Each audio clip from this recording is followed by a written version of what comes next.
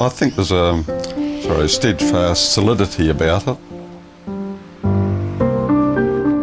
Australians and New Zealanders have an ability to turn their hand to most tasks. I think maybe it's come from the recent pioneering background. Nothing seems to put us off. And we do it without great drama. We've got a certain strength of character there. I think it was shown, you know, in the war particularly, that they went into things without any drama, undue drama and stuff. And I think that sort of epitomised the Anzac spirit. I've got a bit of a track record for figurative sculpture in this scale. Generally they require a costing and a methodology on how you're going to go about things. You do various sketches, and in this case they wanted a model. That was a 1/6 scale, that's 70 centimetres. So that went before a selection committee that comprised of RTA personnel and the RSL president, Rusty Priest. The attitude of the digger is a predetermined thing. They wanted the reversed arms position. This is for sort of sombre occasions, at cenotaphs and things. So in my style, to try and get as much movement and etc. into a pose, and this I found rather restricting. Yeah. So it was quite a task to, even though it's you know, a relatively simple form, yeah, I wanted to get as much of my style of work in there as I could. But you'll probably notice that there's sort of a slightly more sway in the back than probably you would normally find. I noticed some of the other works that I'd looked at of similar things, they rather tend to be a bit stiff, and I don't, you know, that's not my style.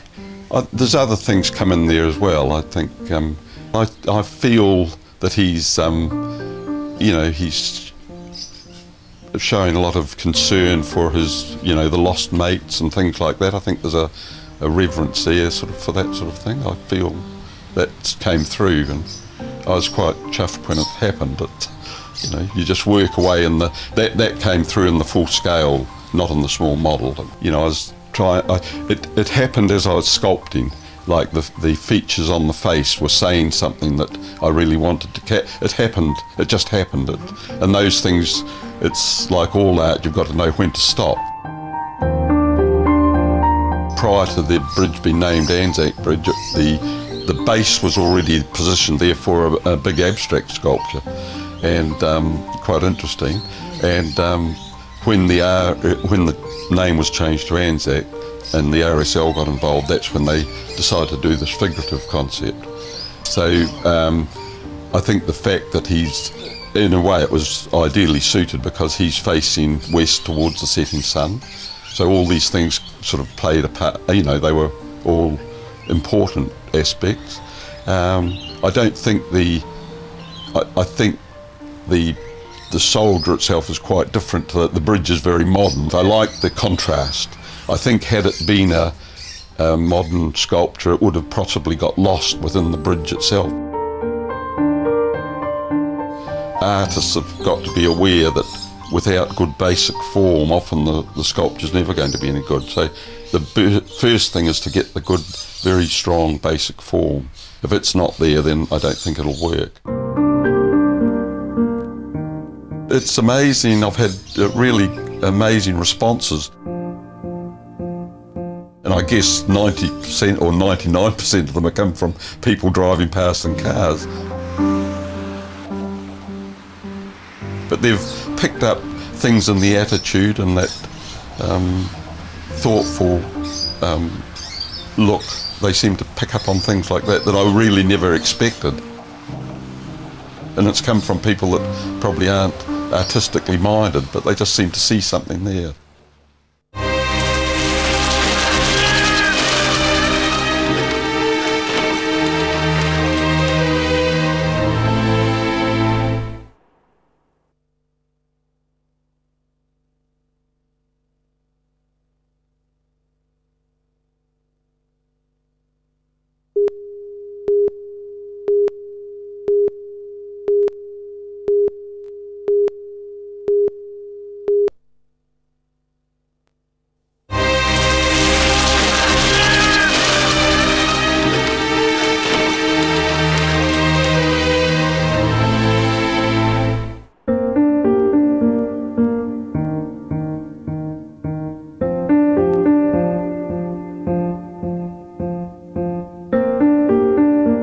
He's just an ordinary foot soldier, I suppose, World War I digger it had to be. They call it the reversed arms position, and it's used for solemn occasions. It's a very formal pose. The Victoria Barracks loaned me a World War I uniform. We had to take photos of the old 303 Lee & Enfield rifle. I was quite familiar with those all the same. I'd done my compulsory military training. The slouch hats personifies the whole Australian digger, doesn't it? That was very important to have that. I know it's wonderful that it's done in bronze, but it'll be there for a long, long time. My sculpture's more of a really personal, instinctive thing. I probably don't want to go as far in the finishing. I think less is more. It's a bit like, I suppose it's more impressionistic. A lot of preliminary drawing. With anything I do, I like to draw a lot.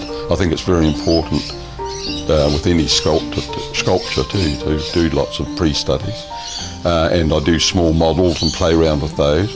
The first thing is to get the good, very strong basic form. If it's not there, then I don't think it'll work. The medium that I do the large ones in, which is a wax-based clay, we used to know it as plasticine as kids. It's manufactured in Sydney, and I buy it in bulk, like big things like the Anzac, the digger need 400 to 500 kilos of it, and it is heat sensitive, so we need a certain amount of warmth to model it.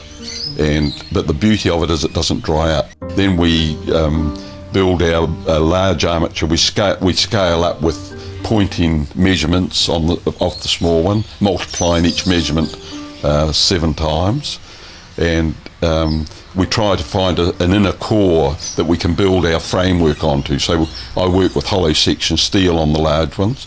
The Anzac, I had to design the Anzac so he could be split in half to be taken to the foundry. Once I've finished my modelling in the plasticine, then he's transported to the foundry, and then they take silicon rubber moulds. We're using the lost wax method of casting bronze, which actually goes back about 5,000 years, and it's rather lovely that we haven't really improved it much. They don't do the casting in one piece. So the Anzac, for instance, was probably divided up into about 30 sections. The largest section would have been the whole of the back. The pieces are welded together with the same silicon bronze. The digger ended up 4.2 metres.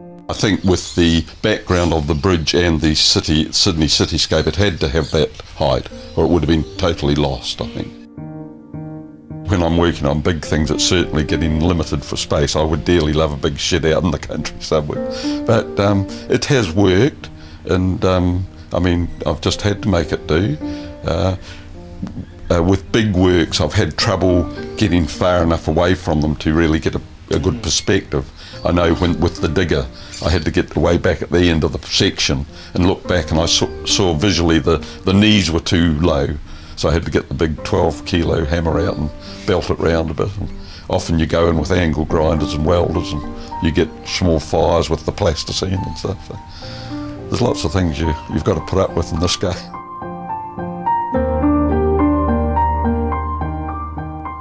I got all the information from the museum. They call it the reversed arms position, and it's used for solemn occasions. It's a very formal pose. It did have its restrictions, but the end result was something, you know, it made me dig a bit deeper, I suppose, to find what I had to get in there. The strong modelling gives a lovely energy to the work, I think. I suppose it is a bit of a, you know, something, a feather in your cap, I suppose, but you don't really think of it that way.